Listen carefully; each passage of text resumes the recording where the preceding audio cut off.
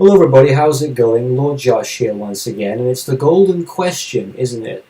Is magic spiritual or is it psychological? And I personally believe that there is a worrying, growing trend in the occult community where a lot of magicians don't even believe in their own magic anymore. A lot of them will say that it's all a figment of their own imagination, and they breathe life into the deities, and they exist only internally, not externally. They exist in the mind, in the subconscious, and that's how you can interact with them because you believe in them, you have enough faith, and you really, really do believe so strongly that you can induce yourself into a complete trance state.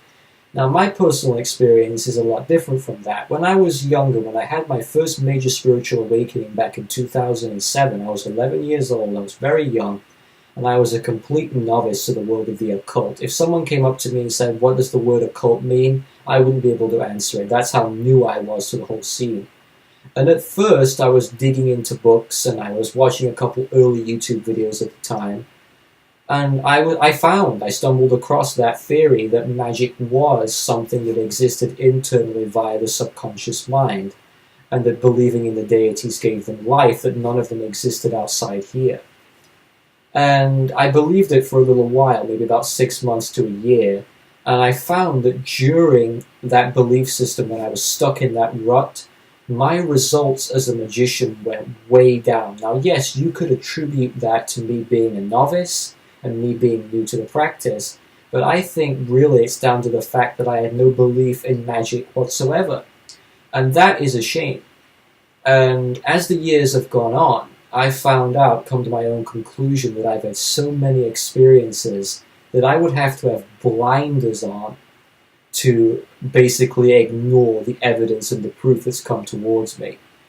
I remember practicing my first successful Taoist weather magic wind spell, and it was at that moment, it's like a light bulb moment, I realized this is real.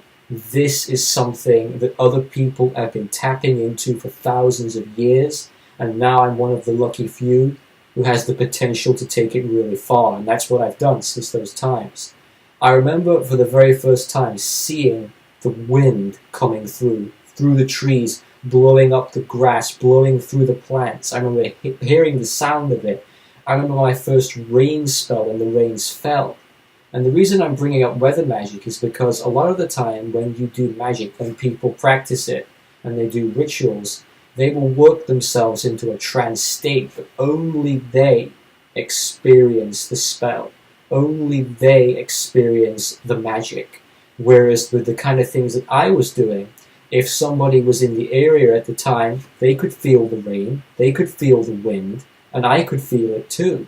So it wasn't just my own imagination. It wasn't me inducing a sort of trance state. It was real magic, ancient magic taking place because other people could bear witness to it. When you see those videos of me practicing on my outdoor altar of the 7 stars, you can see that wind as well. And the camera can pick it up, which proves it's not in my imagination, it's not in my mind. And the reason why I'm able to do things like that is not because I'm a particularly brilliant occultist, although I'm very dedicated and passionate about it. It's because I have a lot of self-belief, and I have a lot of belief in the practice. I don't let these theories get in the way of what I want to do, and I can find them very damaging. People message me all the time, and they say things like, "Well, I believe that magic is psychological, but it doesn't seem to be doing much for me." Well, exactly. Now, you can't force yourself to believe in something you don't believe. But in my opinion, as the years go on, most magicians eventually come to the conclusion, although it will disturb your comfort zone, all of these gods, spirits, immortals, all of these heavenly beings, they all exist, whether you tap into them, whether you worship them, whether you pay tributes to them, they all exist. Now, they do enjoy the interactions that humans give to them. I think it's like fuel for them, but they're still there regardless, okay? It's like Juggaleon and Lamat. They've been around for thousands of years helping other people, and they came into my life with no invitation whatsoever. I didn't put out a message to the universe saying I wanted guides to help me. They came to me. I had no idea they even existed until they came to me. And obviously now, my whole life revolves around Kongming and Lamat, and I regularly make documentaries about both of them. So I'm not saying for a second that it's wrong to think that magic is psychological, but I think over time, as the years go on, and you become more of an experienced practitioner, you yourself will find out that that's not true. Magic is not all in your head, okay? Magic is in your soul, it's in your spirit. And it's in the ground, it's in nature itself. And it's very, very real. When you're practicing a spell that has a physical effect on reality, like weather magic, you try telling me that that's not real. Or that's something that you're inducing. It isn't. That's working with heavenly sorcery. That's petitioning relevant deities that relate directly to the element that you're summoning. So say, for example, if I wanted to summon thunder, I would work with Lei Gong, the Lord or Duke of Thunder, and I would directly petition him and ask his permission to summon that particular weather type, that particular element. It's very real. So I hope that this trend will die down eventually. It's all part of New Ageism, New Thought, which I don't agree with. I like the old ways. I like the ancient ways. I find they're superior. I say this, and I mean this. Take a look at the occultists of the ancient world, going back a few thousand years. How much better were they than us? And I mean that. How much better were the ancient magicians than we are today as modern magicians? We should be better than they were, but we're not, are we? Parting of the Red Seas, summoning up storms, changing the world through magic, through proper sorcery. Not many people can actually do that today. I don't pay attention to the new ideas because there's nothing wrong with the old ones. The old ones are superior. There's nothing wrong with necessarily adding to the old ideas. I agree with that. But don't take away the original formula. Don't take away the traditional elements that made magic so great. If it's not broken, don't fix it. And people have got this obsession with trying to fix it. And in my personal opinion, it's all about corner cutting. People are cutting corners and trying to make it easier for themselves. And magic is not supposed to be easy. It's supposed to be challenging and difficult. You're supposed to have a lot of dedication for it. It is a lifestyle. It's not a hobby. But it's becoming a hobby in the modern world. It reminds me quite a bit of the New Age theory, the holographic universe theory. If you don't exist, I don't exist. Nothing is real. Everything is fake. And ultimately, we live in an illusory reality, and they use the excuse that atoms have no solidity, and therefore we are living in a false sense of perception. Now, I think that that kind of thinking is rather dangerous, because it demotivates people, and it makes people think, and it gives them a sense of nihilism. Why should I achieve great things? Why should I have a grand, lofty vision or ambition? Because there's no reason for me to achieve my goals because none of it's real. And I think that the similar thing is happening in the occult community. Magicians are not believing in magic, therefore the spells are not having such a powerful effect as they did in ancient times, because the ancient people had a much stronger belief, whereas now everybody's thinking psychologically that it's all in your head.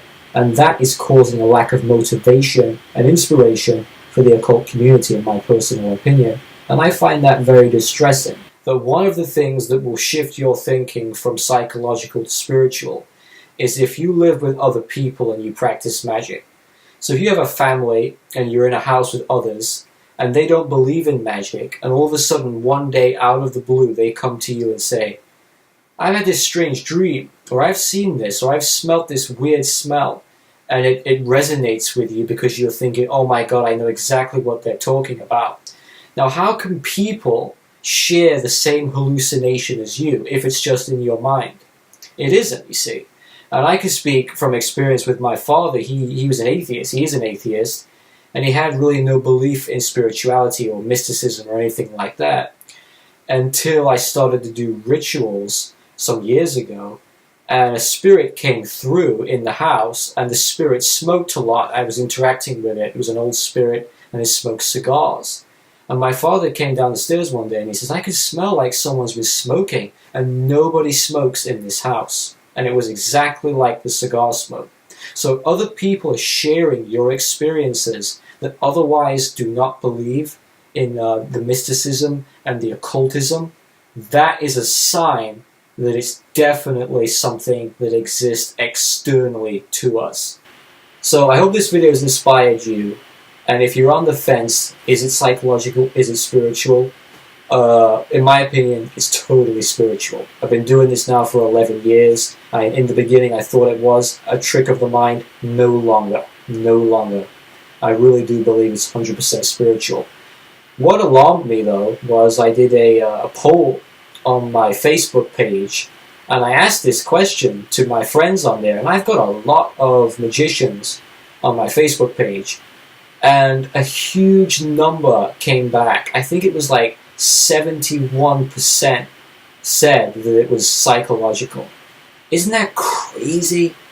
How much little faith do we have in the esoteric today? That's insane to me. So let's hope it changes. So I'm Lord Josh. Take care, and I'll see you soon.